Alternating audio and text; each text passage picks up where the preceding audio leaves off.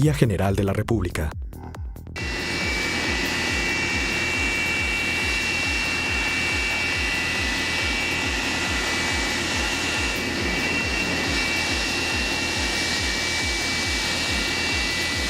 Aquí están sus medicamentos. Aquí viene el paramédico, él se lo receta. Okay. Sí.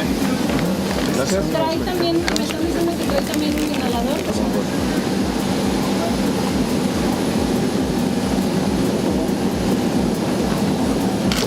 Buenos días. Espera. Vamos a hacer un procedimiento. Primero, el Instituto Nacional de Migración y Asilo en México. Le muestro aquí sus documentos. Está siendo repatriado. Viene aquí su nombre, su fecha de nacimiento, lugar de nacimiento y bueno, que las autoridades de Estados Unidos lo están repatriando a la hora y que nosotros lo estamos recibiendo. La de Mario Villanueva es una historia de encuentros y desencuentros con la vida. Por ejemplo, Mariano Herranz Salvati, el hombre que lo metió a la cárcel, ahora es su abogado, el que lo defiende de los delitos por los que lo incriminó y que lo condenaron a pasar el resto de su vida en una prisión. La de Villanueva es una historia de contradicción. La prensa que un día lo elevó a los altares como un héroe, de repente lo convirtió en un monstruo. Como gobernador, Villanueva gastaba cantidades millonarias en publicidad para glorificar su imagen. Los periodistas de Quintana Roo recibían una cuota por los favores mediáticos, pero los columnistas de la llamada prensa nacional eran recompensados a manos llenas.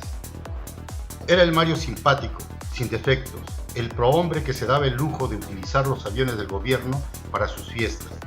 Solía viajar a Estados Unidos y regresar con un par de las vaqueritas de Dallas o con despampanantes escorts, rubias y esbeltas, a las que agasajaba como reinas, bajo el principio de que dinero mata carita. Lo malo es que usaba recursos públicos o fondos provenientes del narcotráfico. Pero ningún periodista derramó una lágrima cuando cayó en desgracia.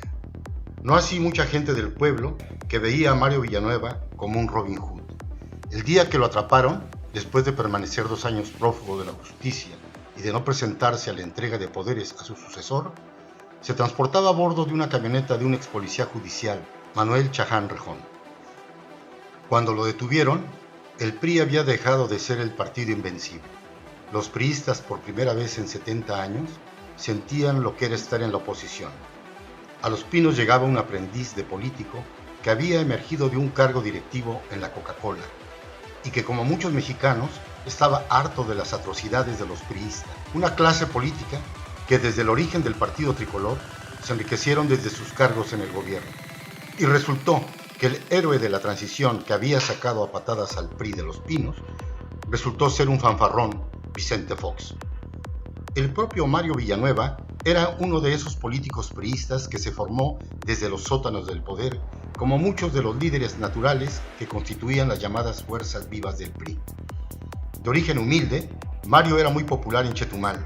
Desde muy joven fue conocido en los barrios bajos porque era un tipo de agallas. No medía el peligro. A la menor provocación se agarraba a golpes y casi siempre salía airoso.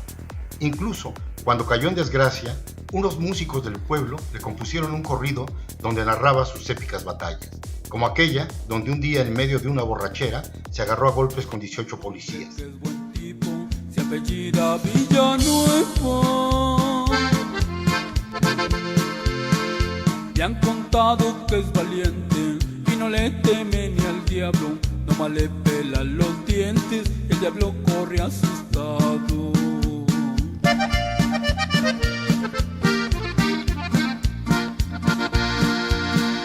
Una vez en la fiesta de mi rancho se agarró con 18 policías, lo acusaban de asaltante de ganado. Ese era el Mario Villanueva, un político entrón que no le temía a nada ni a nadie, de organizar pequeños comités en las colonias que se iban fundando en los alrededores del viejo Chetumal a mediados de los 70s, pasó a las filas del PRI como un incipiente político, sin imaginar siquiera que algún día llegaría a gobernar el estado de Quintana Roo. Durante un tiempo se ausentó de Chetumal para irse a estudiar a Ciudad Juárez la carrera de ingeniero agrónomo en la Universidad Autónoma de Chihuahua. Aunque lo separaban más de 3.000 kilómetros de distancia de la cuna que lo vio nacer, él seguía en contacto con los suyos. Desde entonces, era muy querido por la gente pobre que siempre estuvo a su lado, incluso en la desgracia. El día que lo detuvieron, el 24 de mayo de 2001, una caravana indeterminada de autos y miles de simpatizantes protestaron por las principales calles de Chetumal exigiendo su liberación. Su falta de experiencia política lo llevó a una confrontación con el presidente Ernesto Zedillo. En mi estado mando yo, decía Villanueva, para dejar en claro que en Quintana Roo no se podía mover la hoja de un árbol sin su consentimiento. Caro, muy caro pagó por las ofensas al presidente. Había sido muy cercano a Raúl Salinas de Gortari, quien influyó de manera decidida para que su hermano el presidente Carlos Salinas de Gortari lo impusiera como el candidato del PRI a la gubernatura. De lo demás, Mario Villanueva se encargaría.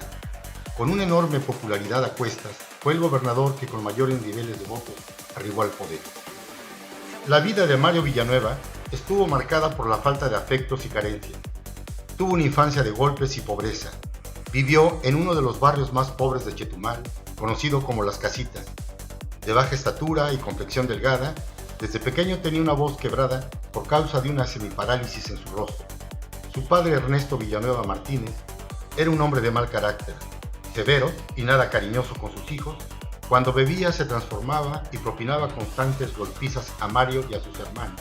Y peor aún, su madre, doña Antonia Madrid, tenía que cargar con la mala fama de mujeriego que tenía su marido. Mala fama que le costó la vida a manos de un joven celoso de 23 años que lo mató a balazos. Mario Villanueva siempre ha cargado con el trauma del asesinato de su padre. Por esas cosas que tiene la vida, cuando el exgobernador Villanueva pisó la cárcel de Almoloya bajo los cargos de narcotráfico, allí se encontró, rejas de por medio, con el asesino de su padre, Roberto Santiago Aquino, quien purga una condena de 20 años por otro crimen. Mario se vio impedido de hacer un ajuste con aquel hombre que le había arrebatado la vida a su padre. Quienes lo conocen de cerca dicen que Mario Villanueva, como enemigo, era temible e implacable, pero con sus fieles era generoso y hasta bondadoso. El Chueco, como le dicen sus amigos, siempre fue un tipo de palabra, derecho hasta decir basta, solo que un día se le acabó la buena suerte. Ese día fue uno de tantos de 1998, cuando un juez federal giró un centenar de órdenes de aprehensión en contra de presuntos miembros y colaboradores del cartel de Ciudad Juárez, entre ellos el gobernador Mario Villanueva, a quien asociaron con el Señor de los Cielos. Se le conoció entonces como el Maxiproceso, por la enorme cantidad de involucrados en las operaciones de narcotráfico en Quintana Roo, desde políticos, agentes policíacos y empresarios. Los días del entonces gobernador Villanueva estaban contados. En abril de 1999, la Procuraduría General de la República lo puso bajo su lupa. Por órdenes del Procurador General Jorge Madrazo Cuellar, el encargado de llevar a cabo las investigaciones fue el subprocurador Mariano Herrán Salvati, responsable de combatir a la delincuencia organizada. Herrán Salvati interrogó varias veces en el Palacio de Gobierno de Chetumal a Mario Villanueva y fue el propio Mariano Herrán Salvati el encargado de fincarle los delitos, por lo que Villanueva fue puesto en prisión.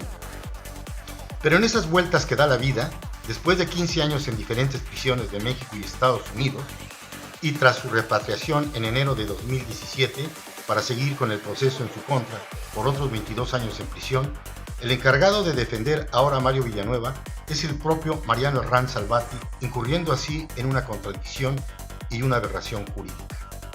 Herrán Salvati, quien ahora da la cara por Mario Villanueva, está obligado a dar una explicación por su conducta y revelar qué hubo exactamente detrás de la detención del exgobernador de Quintana Roo.